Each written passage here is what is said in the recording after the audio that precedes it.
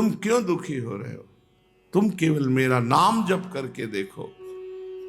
फिर कहता हूं, केवल मेरा नाम जप करके देखो। तुम नाम जप करोगे तो स्वयं नाम के द्वारा अपना कल्याण कर लोगे, और नाम का प्रचार प्रसार करके बहुतों जीवों का कल्याण कर दोगे। मैं 3 बार तुम्हें वचन देता हूं, तुम नाम लो, तुम नाम लो, तुम नाम लो, सारी जिम्मेवारी हमारी, तुम्हारी सारी जिम्मेवारी मैं लेता हूं। बाबा कहते हैं, मैं 3 बार कहता हूं कि तुम केवल नाम जप करो, केवल नाम जप करो, केवल नाम जप करो, तुम्हारी लोक परलोक की सारी जिम्मेवारी हमारी।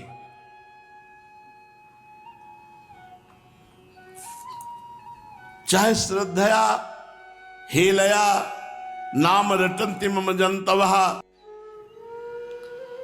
चाहे जितना कलुषित जीव हो, चाहे जितने पाप बन गए हों, उसे इसी जन्म में भगवत प्राप्ति यदि करनी है तो श्री धाम वृंदावन का आश्रय और वास स्वीकार करना होगा, क्योंकि और किसी साधनों में इतना बड़ा बल नहीं कि पूर्ण निष्पाप करके भगवत प्राप्ति करा दे।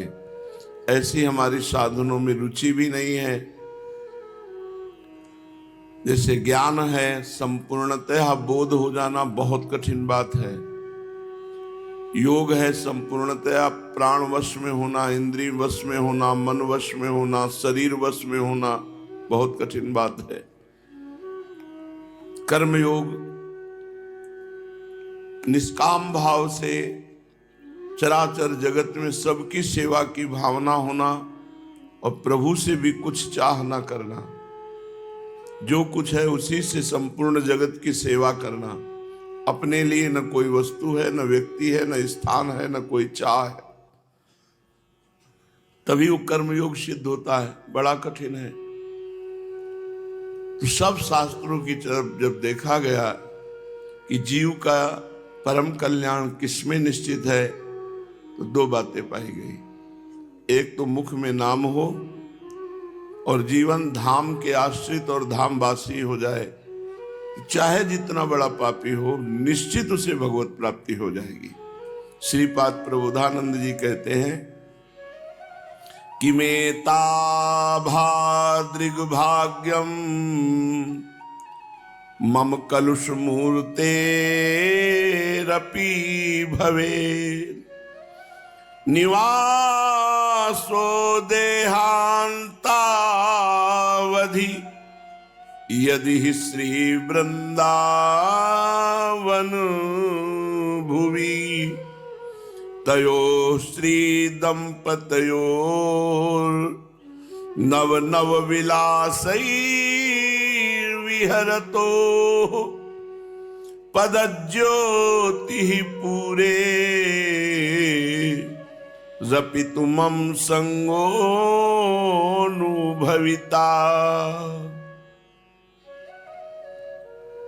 किमेता भाद्रिग भाग्यम मम कलुष मूर्ते रपि भवे। मुझ पापी कलुष मूर्ति मलिन जीवात्मा को क्या कभी वृंदावन वास मिल सकता है अखंड? मानो श्रीपाद ये कहना चाहते हैं कि यदि कोई बहुत बड़ा पापी है, जीवन भर नीच आचरण किए हैं, और कहीं प्रियाजू प्रसन्न हो जाए और उसे वृंदावन वास दे दे, तो इन्हीं नेत्रों से वो प्रिया प्रीतम को देखेगा। ये धाम की कृपा है। इसमें अपना साधन भाव नहीं काम करता, इसमें कृपा काम करती है। कृपा से क्या नहीं हो सकता है। जब एक पारसमणि की कृपा हो जाए तो जंगहा लोहा भी कीमती सोना बन जाता है और भगवत विग्रहों के आभूषण बनने की योग्यता प्राप्त कर लेता है। तो नीच अधम पुरुष पर महामहिमा में यदि श्री धाम वृंदावन की कृपा हो जाए तो क्या दुर्लभ है। इसीलिए कह रहे हैं, इस वृंदावन भूमि में मुझ मलिन कलुष मूर्ति को क्या ऐसा सौभाग्य मिल सकता है? अखंड वृंदावन वास। निवासो देहांतावधि, देह में जब तक प्राण रहेंगे वृंदावन की सीमा को उल्लंघन नहीं करूंगा, ब्रज सीमा के बाहर नहीं जाऊंगा। यदि श्री वृंदावन भुवितयो, यदि ऐसा सौभाग्य मिल जाए कि वृंदावन भूमि में, बहुत दुर्लभ बात है जिन लोगों को वृंदावन वास मिल गया है, सिर्फ श्री जी की कृपा से मिला है। इसमें आपका साधन भजन पुण्य तपस्या कुछ नहीं है, देख लो आप। ये केवल रसिक कृपा और महारानी जी की कृपा। महारानी जी की कृपा से रसिकों का संग, रसिकों की कृपा से महारानी जी का रंग, तभी महारानी जी अपने जैसे नीचों पर प्रसन्न हो गई। और जो उद्धव आदि बड़े बड़े महापुरुष मांगते हैं वो बिना मांगे हमें मिल गया, बिना मांगे हमें वृंदावन वास मिल गया। कह रहे यदि अखंड वृंदावन वास मिल जाए तो नव नवायमान कुंजों में नव नवायमान रूप जो प्रिया प्रीतम का है वो नवीन अनंग केल से, प्रेम केल से संपूर्ण वृंदावन को महासुखमय किए हुए है। ऐसे श्री राधा और श्याम सुंदर श्री युगल किशोर की कांति पुंज शोभा देखने का सौभाग्य मिल जाएगा। केवल वृंदावन वास से प्रिया प्रीतम का साक्षात्कार हो जाएगा। जो इनका नयो नेह नवरंग नयो रस नवल श्याम वृषभानु किशोरी, नव पीतांबर नवल चूनरी नई नई बूंदन भींजत गोरी, जिनका नव वृंदावन हरित मनोहर नव चातक बोलत मोर मोरी, नव मुरली जो मल्हार नई गति श्रवण सुनत आए घन घोरी, नवभूषण नव मुकुट विराजत नई नई उरप लेत थोरी थोरी, जैसे हित हरिवंश आशीष देत मुख चिर जीवो भूतल या जोरी। इस वृंदावन भूमि में जोरी श्री नवल किशोर की चिरंजीवी रहे, ऐसा सखियां आशीर्वाद देती है। सापार सुख बरसता है। प्रिया प्रीतम प्रेम केली का जब विस्तार करते हैं तो कुंज रंध्रों से देखकर सखियों को अपार सुख होता है। इस अपार सुख का अधिकारी केवल सहचरी शरण है। जो सहचरियों की शरण में है वही, दूसरा नहीं। यन नारदा जेस सुकैरगम्यम वृंदावने वंजुल मंजु कुंजे, तत्कृष्ण चेतो हरणैक विज्ञ मत्रास्त किंचित परमम रहस्यम।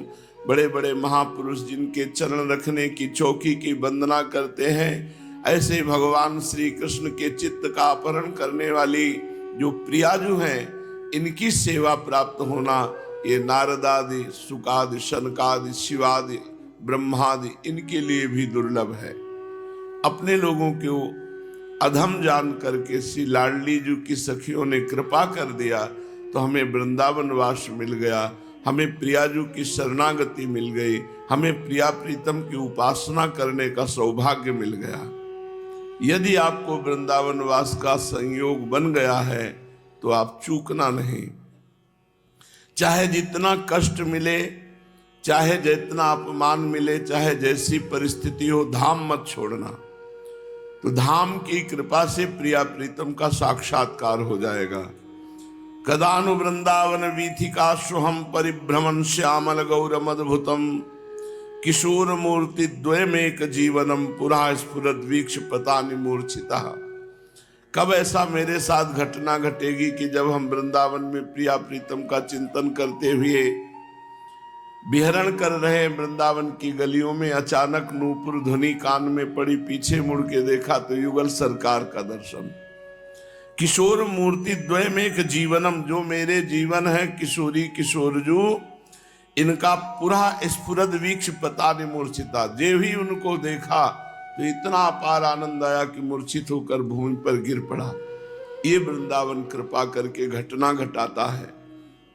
जब उपासक पूरा जीवन वृंदावन को दे देता है कि अब आमरण अनशन व्रत जैसे लोग करते हैं, आमरण अनशन व्रत जैसे परीक्षित जी ने किया, ऐसे आमरण वृंदावन वास का व्रत हमारा है। जब तक शरीर नहीं छूट जाएगा तब तक हम कदापि कभी बाहर कदम नहीं रख सकते।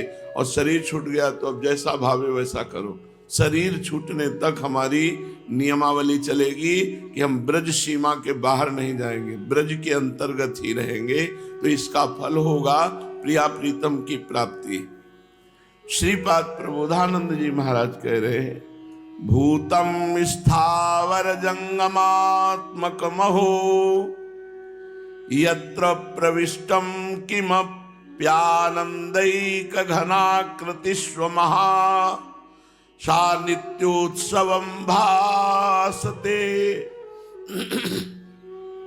मायान्धीकृत दृष्टिभिरतु कलितम नाना विकल्पात्मना तद्वृंदा विपिनम कदाधिवशतः स्मान में तनुश्चिन्मयी। बहुत बढ़िया बात कह रहे हैं।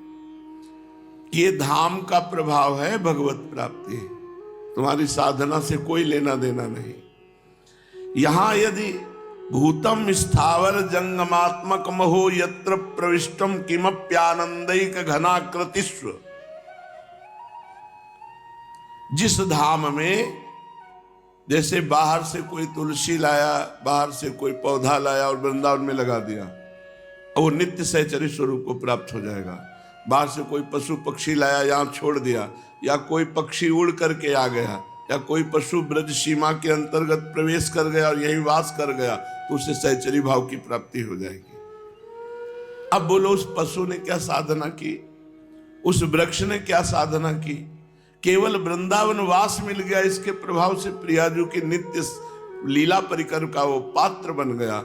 तो अगर हमें मनुष्य शरीर मिला और हम सर्वस्व छोड़कर वृंदावन वासी बन गए, तो जैसे वृक्ष को, पशु पक्षियों को वृंदावन अपने प्रभाव से प्रिया प्रीतम की नित्य लीला में प्रवेश दे देता है, ऐसे ही हमको भी प्रवेश दे देगा।